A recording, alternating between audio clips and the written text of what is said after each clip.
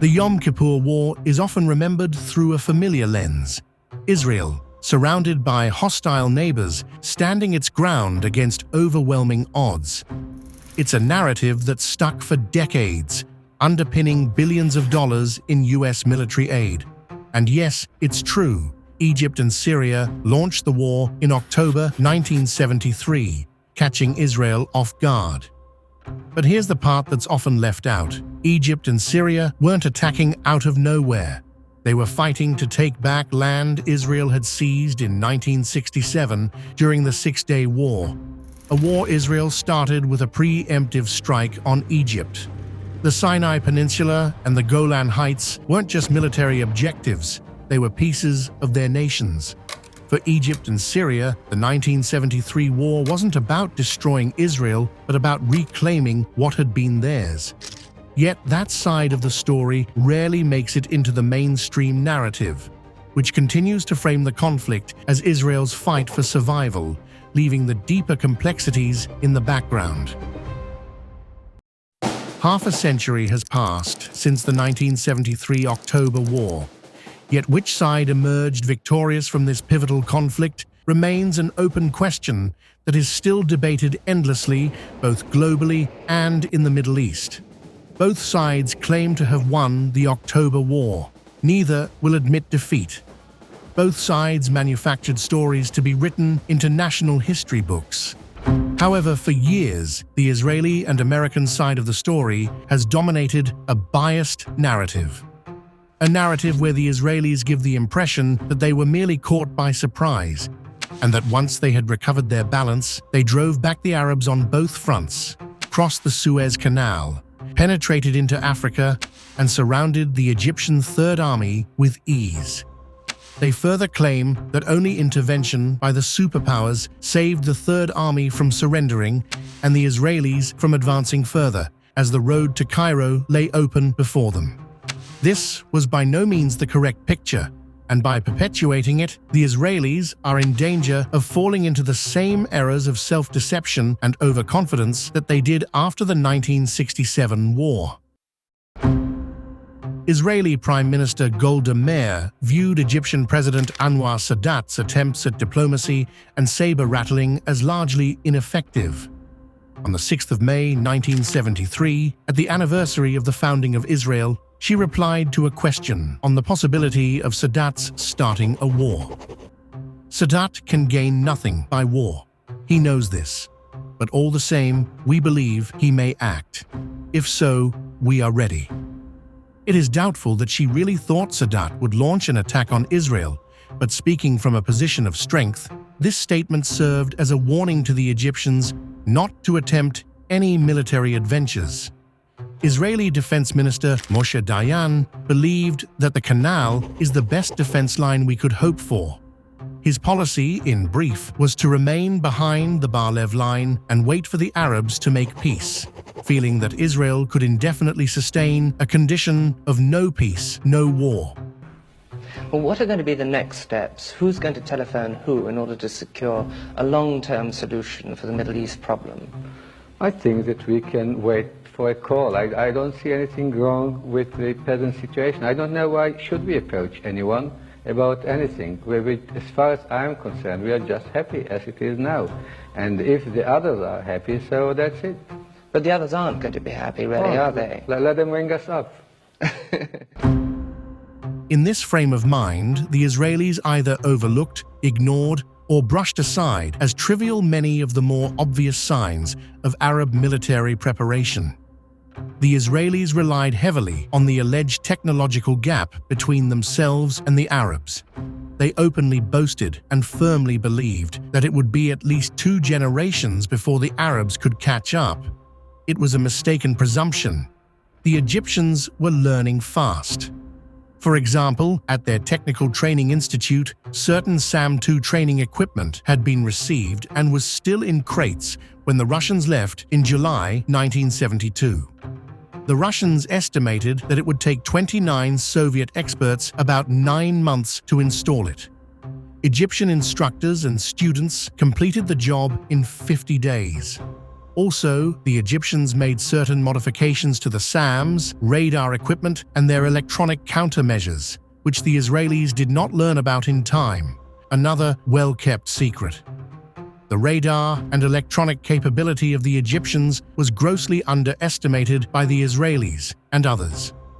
The way the Egyptians manned and operated their sophisticated air defense barrier and the fact that it worked at all, let alone so well, was indicative of their advance in this field.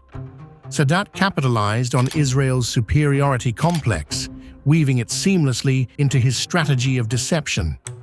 Israel believed that their quality was still superior to Arab quantity, and that their young, energetic, capable generals were superior to those of the Arabs, as was the Israeli soldier to his Arab counterpart. Israeli forces would soon learn that their assumptions were fatally flawed.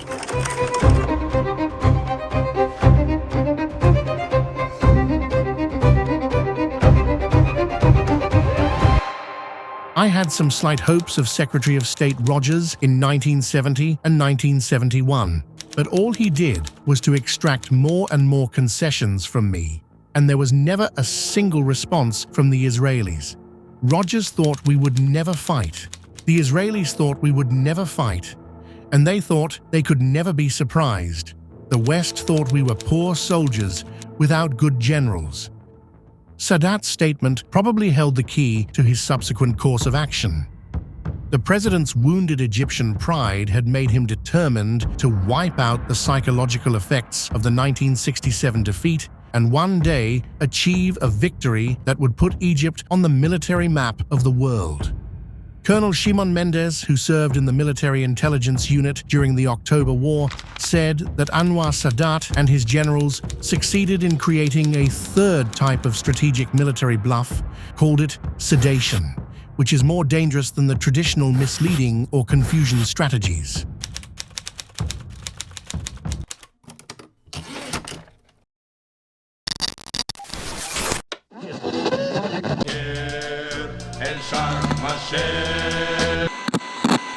It is an all-out war. That's how Israeli Defense Minister Moshe Dayan describes an invasion of the Golan Heights and the east bank of the Suez by Syria and Egypt.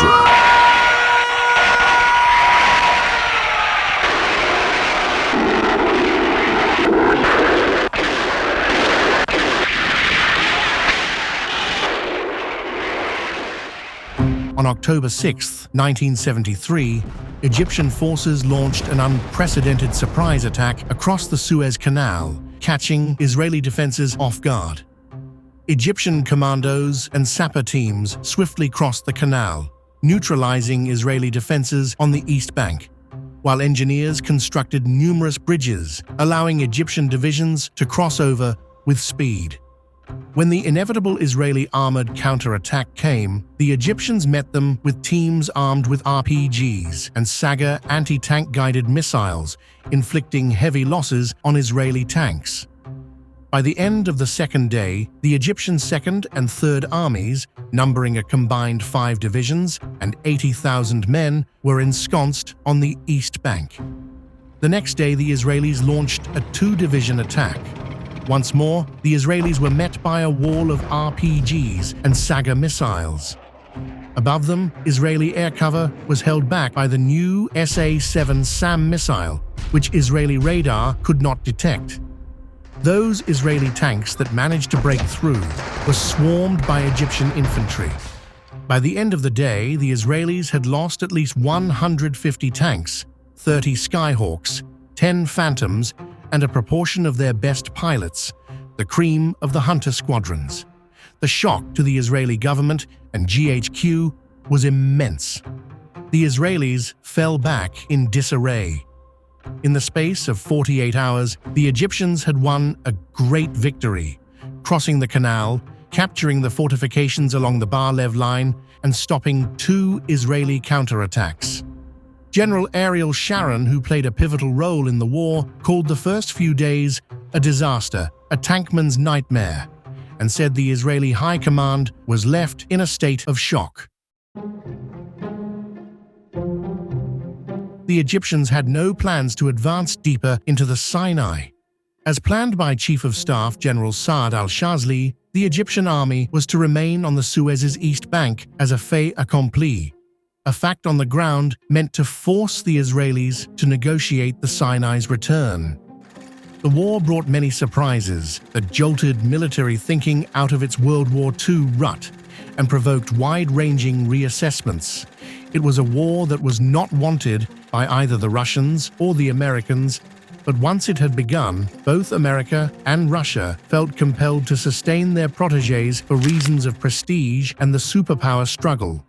They sent replacement arms, ammunition, and equipment in quantities that escalated widely, as neither superpower wanted to see the side it was supporting defeated completely on the field of battle. In an interview with the Jerusalem Post, Kissinger said, "It was clear that the attacking armies had made extensive advances, but the US was determined from the beginning to prevent an Arab victory which we looked at as a Soviet victory. I went to Nixon and told him we needed another level of airlift to affect the situation, that we needed a military airlift. And then Nixon, in his characteristic way, which was that once the decision was made, he did the full scale of it to the extent that it could be done. He ordered the immediate airlift for the Israelis, and we began a major military airlift on Friday evening and at full scale on Saturday morning." But there was no doubt in my mind, no doubt in Henry Kissinger's mind, as to what we should do. Israel had to be saved. I said, it's got to be done by American planes. And I remember that Henry Kissinger negotiated with the Defense Department and said, we have a plan. We will send 3 C-5As. And I said, well, 3 doesn't seem like very many. I said, how many do we have? He said, well, I don't know. I think about 25. I said, send all 25. He said, but the Defense Department people believe that if we send 25, that's more than the traffic will bear politically. And I said, look, I'll take care of the politics. We'll get blamed just as much for 3 as if we send 25. I said, I want you to send everything that can fly.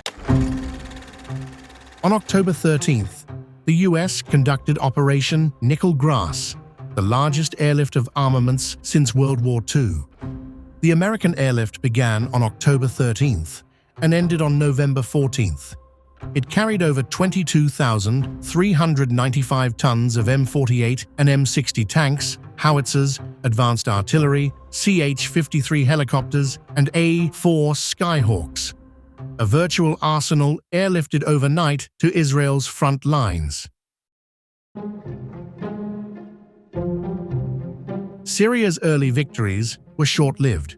By the 8th of October, the Israeli forces had managed to repel Syrian paratrooper attacks on their lines and managed to send successful airstrikes against military targets in and around Damascus.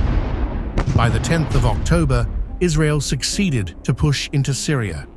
Syrian defenses were inadequate to repel the assault, and within a few days, Israeli artillery was able to fire on Damascus and quickly established air superiority over Syria.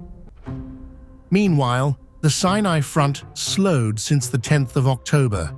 Both sides spent days preparing for a renewed offensive. The Egyptians moved first, hoping to force Israel to shift divisions from the Golan to the Sinai front, hoping to ease the pressure on the Syrians, who were by now on the defensive.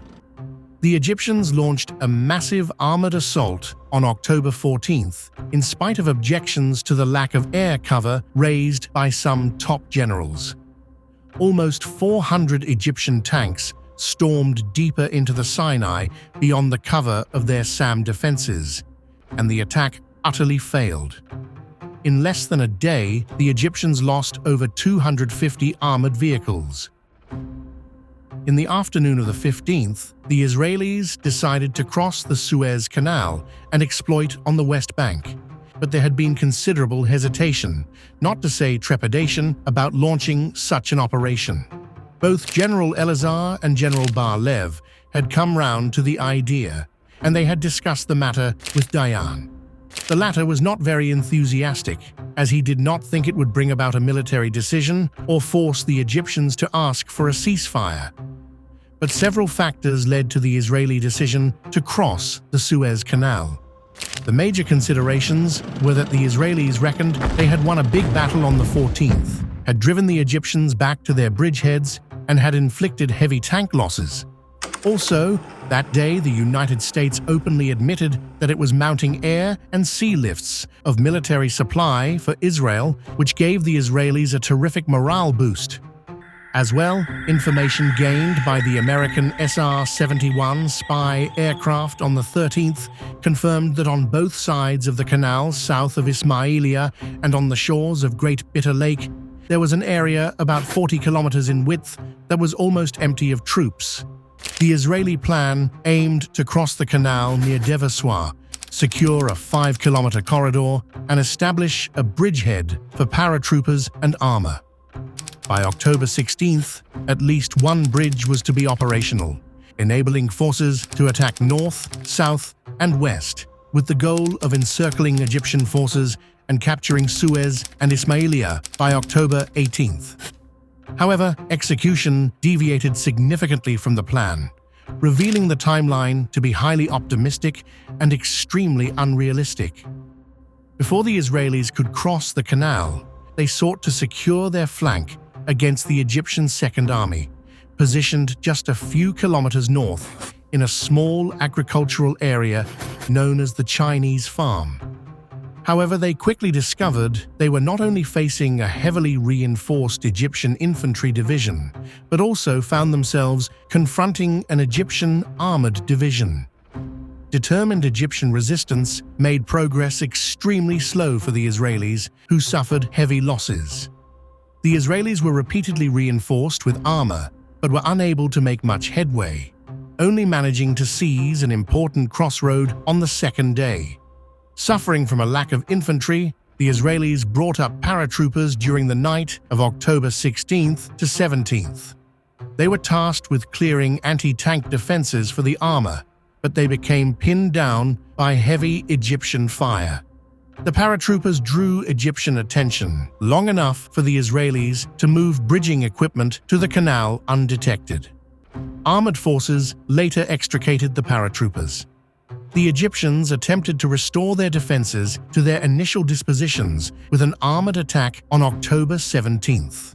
It initially succeeded, but was pushed back by Israeli counterattacks in an armored battle lasting the entire day. Seriously depleted by the continuous fighting, the Egyptians relinquished control of the routes to the canal, opening them up to the Israelis. The Battle of the Chinese Farm has an especially infamous legacy among Israeli participants, and it is remembered as one of the most brutal battles of the war, and for the heavy losses incurred by both the Egyptians and Israelis. After the battle had ended, Diane visited the area of the battlefield and would recount that, "I am no novice at war or battle scenes, but I have never seen such a sight, not in reality, or in paintings, or in the worst war movies. Here was a vast field of slaughter, stretching as far as the eye could see." Sharon would also provide his own poignant account of the aftermath. It was as if a hand-to-hand battle of armor had taken place. Coming close, you could see the Egyptian and Jewish dead lying side by side, soldiers who had jumped from their burning tanks and died together. No picture could capture the horror of the scene. None could encompass what had happened there.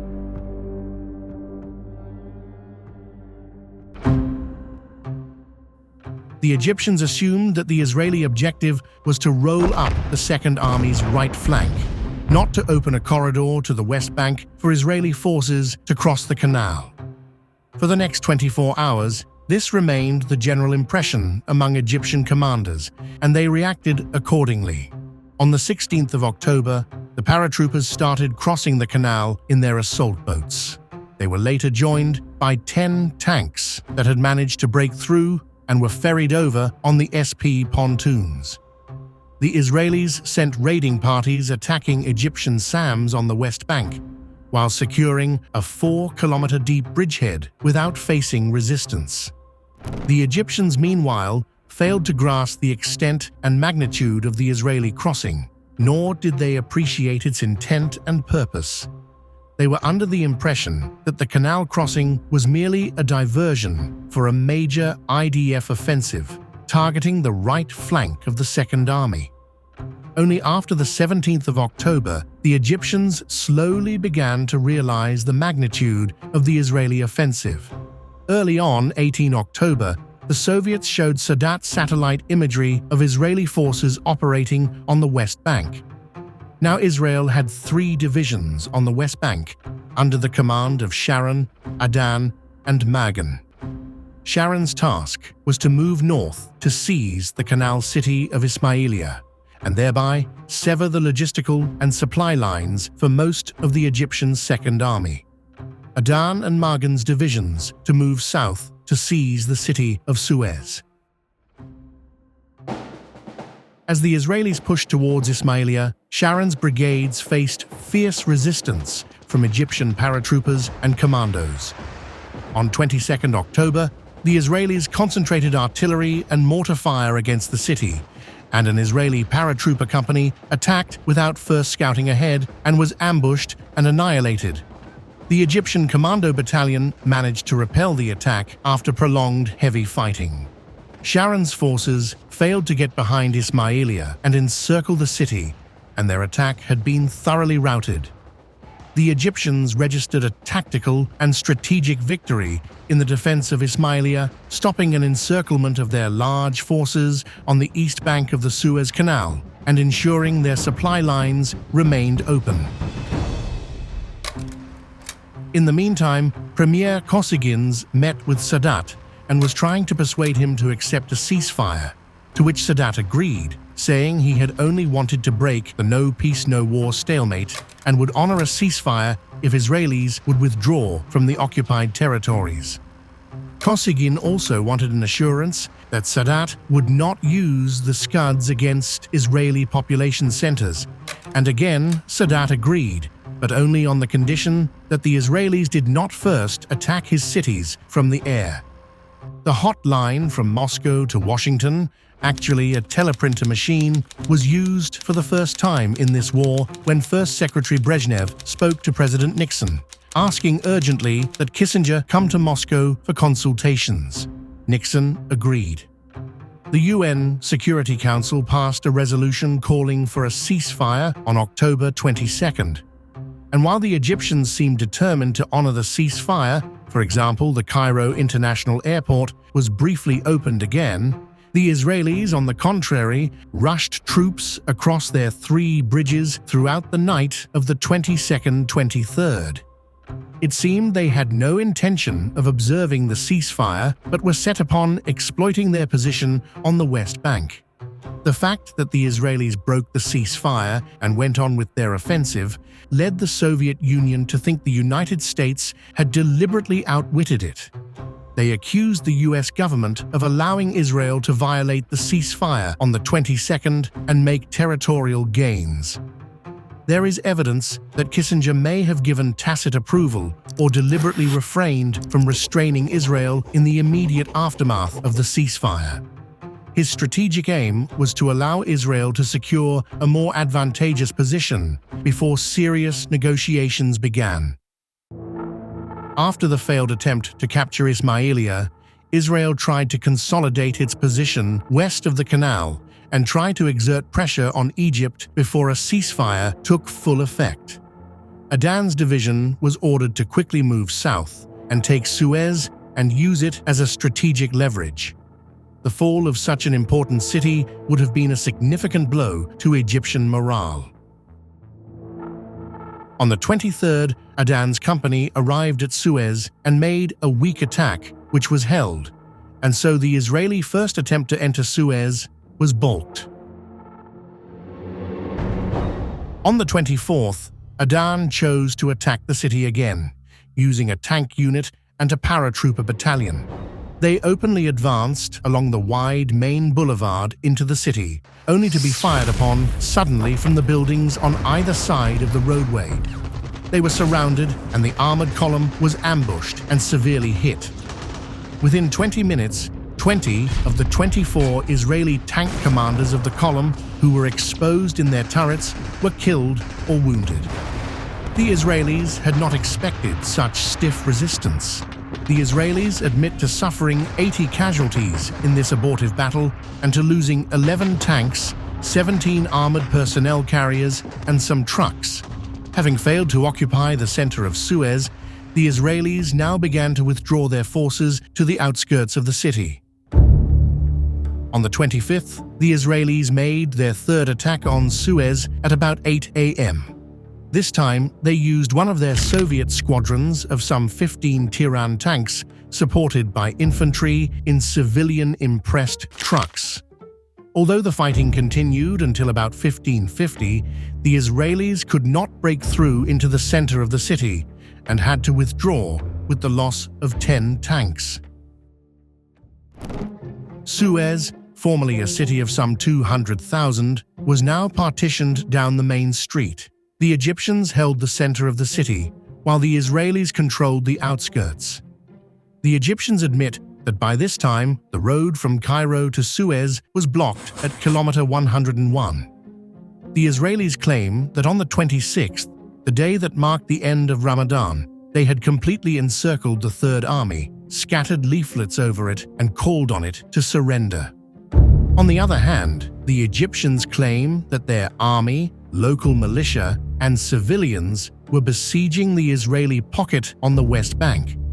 On the 28th, despite the second ceasefire, the Israelis made their fourth and last attack on Suez. Starting at 6 a.m., it lasted for only an hour and was also unsuccessful. At the same time, they tried to push southward to outflank the small Egyptian pocket, but were halted by Egyptian frontier troops. Egyptian rangers and other troops in small sections were in and among the Israelis, passing back information about them. The Israeli pocket was surrounded by 3 tank and 2 mechanized divisions.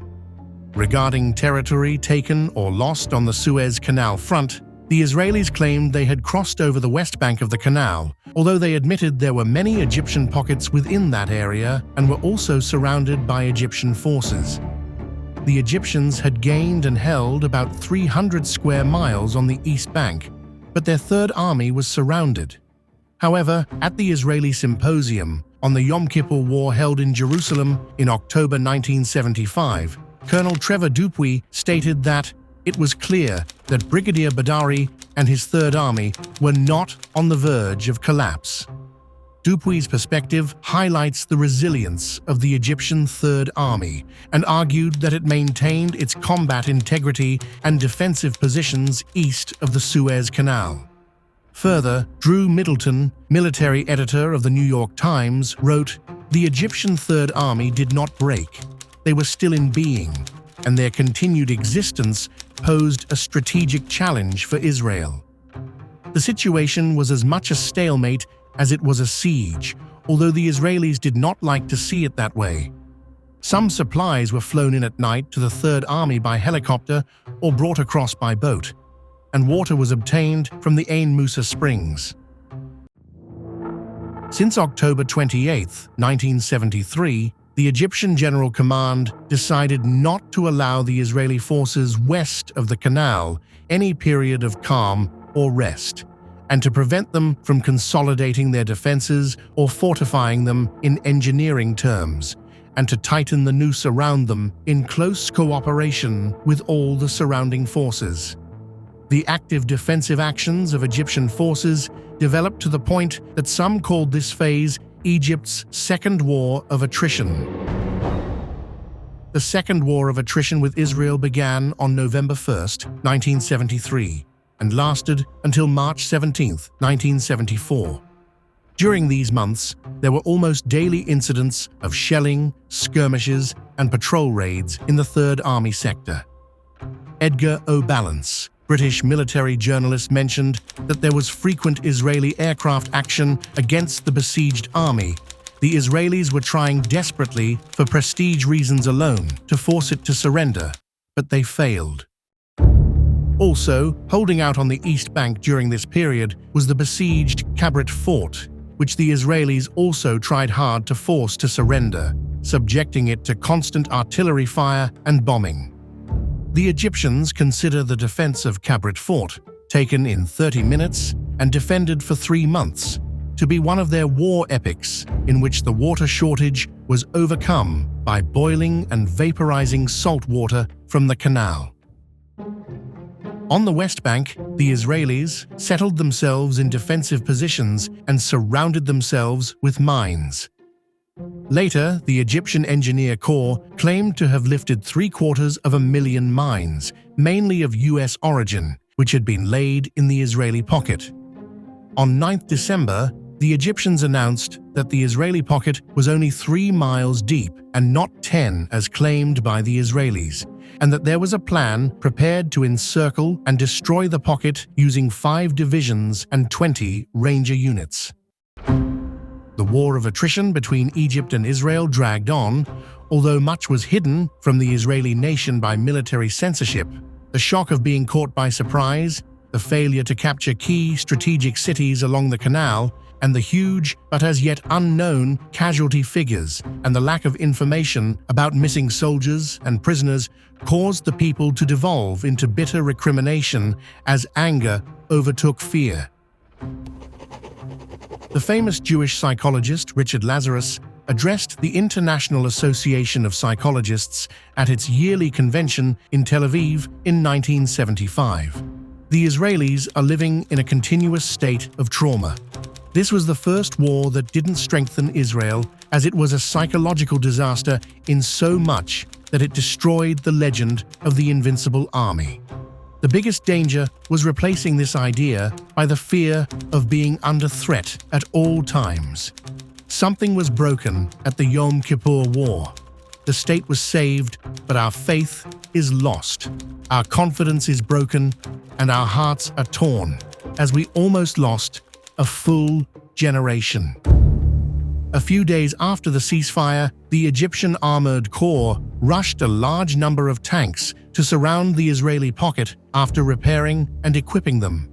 In addition to 140 more tanks that had arrived in Egypt from Algeria, 150 tanks that had arrived from Yugoslavia, and 250 tanks that had arrived late from Russia. Thus, Egypt had about 800 tanks that surrounded the Israeli forces west of the canal, which included 400 tanks that had crossed after the ceasefire on October 22nd. The Israelis found themselves caught in a layered entrapment.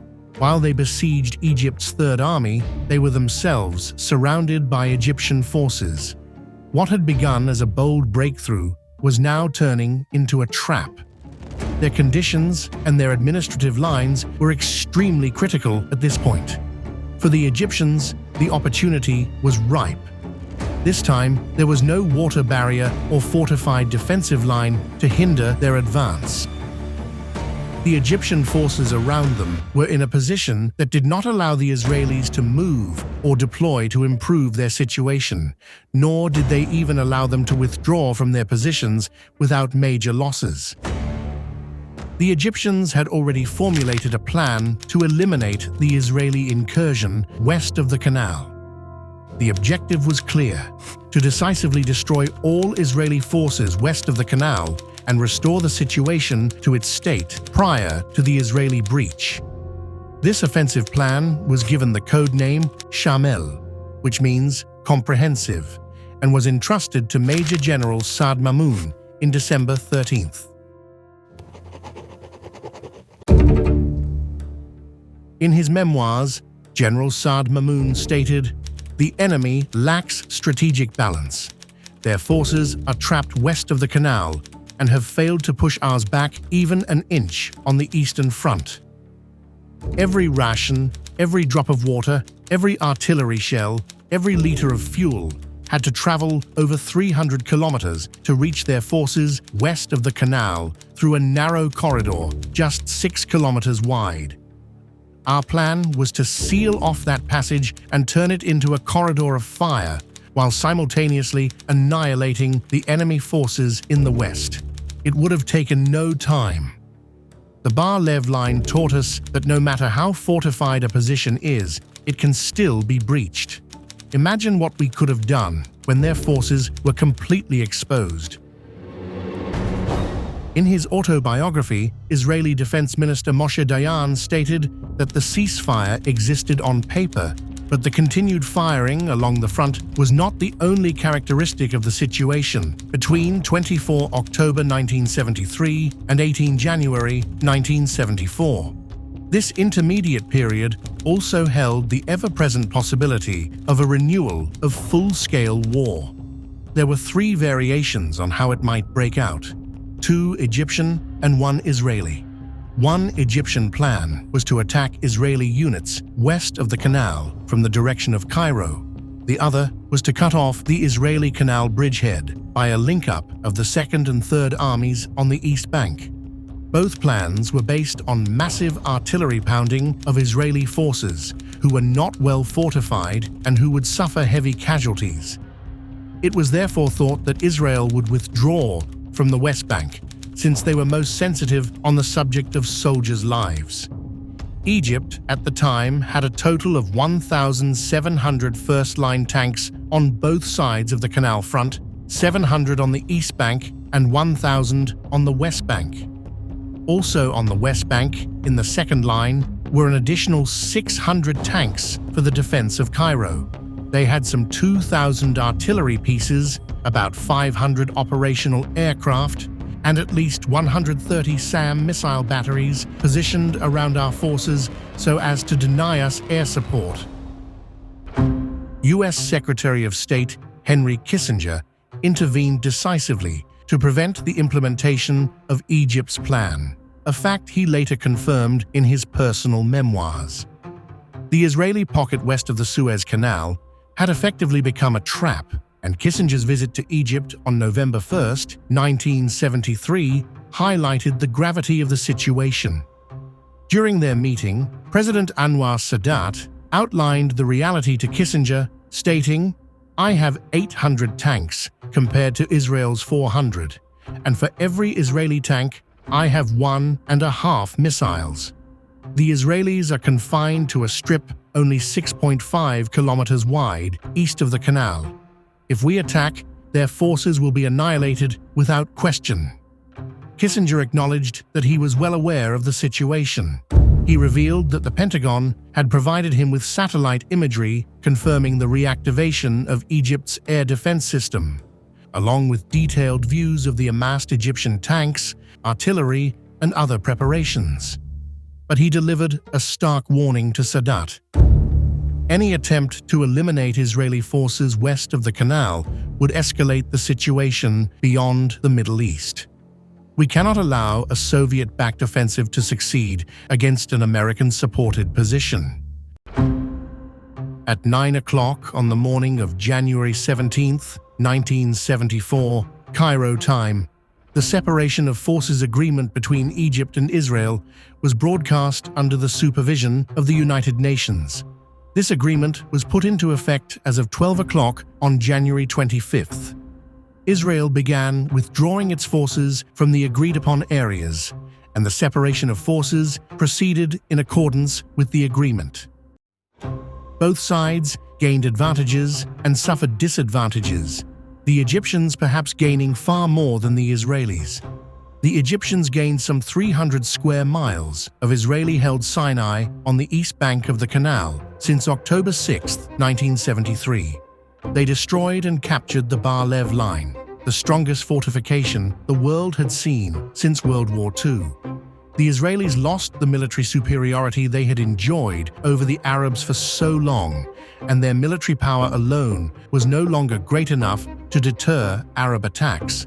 From subsequent negotiations, the Israelis were pushed back deep into the Sinai, and ultimately Egypt regained control over all of its occupied territories in the Sinai. The greatest Arab gain, perhaps, from the war was the fact that the haunting specter of the Israeli invincibility was shattered. Sadat went to war not for territorial gain, but to create a crisis that would disrupt the status quo, open the way for negotiations, and increase Egypt's diplomatic flexibility, and he succeeded. Golda Meir acknowledged as much in her memoirs, where she conceded that Sadat's conduct of the war and overtures to the United States put Egypt in a far stronger position diplomatically than Israel. The Yom Kippur War reshaped the Middle East in profound ways. It shattered the myth of Israeli invincibility, restored a sense of dignity and confidence to Egypt and the broader Arab world, and triggered a shift in global diplomacy. For Egypt, it marked the beginning of a new chapter, one that moved beyond years of tension and military confrontation. The war became a turning point, opening the door to peace and development.